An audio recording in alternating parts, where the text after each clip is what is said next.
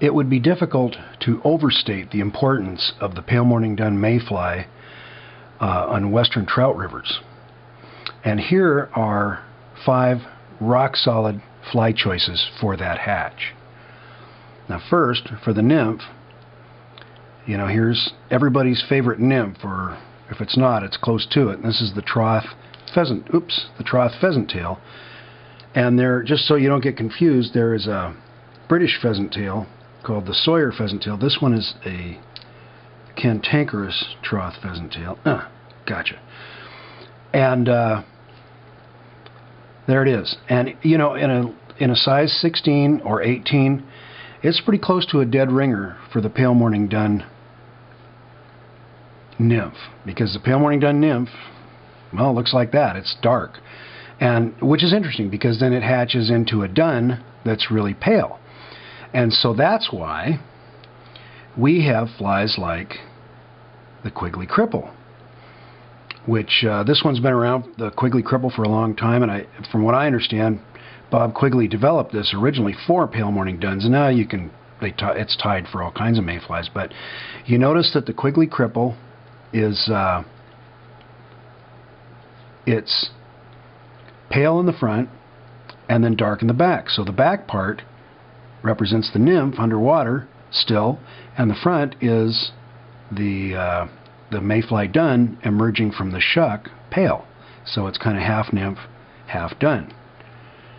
And then we have a fly that, once I tell you the name, you won't be surprised that this is sort of my standard fly for mayfly hatches, but this is the pale morning dun version of the Morris emerger. And it's kind of a combination of the fly you just saw, the Quigley Cripple.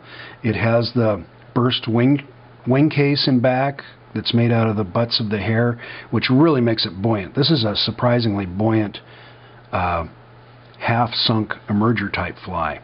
And it's got the big fan wing of a fly we're about to look at, the Comparadun, which has been around since the 70s. But that's the Morris emerger. It hangs half sunken, and you'll see that in a minute. But it's it's caught me a lot of trout all over the West. And then you have the good old, they're all sticky today. The good, there, that worked. The good old Comparadun with its big fan wing, kind of like the Morris emerger, but the Comparadun was first. The Morris emerger really is a hybrid fly. Two people had great ideas, and I just took their ideas and combined them into something new. But then the great ideas weren't mine. I wish they were. Although I think it's a pretty good idea to combine them. But this is the Comparadun, and it's not really an emerger, but it's a low-riding dun or dry fly imitation of the pale morning dun.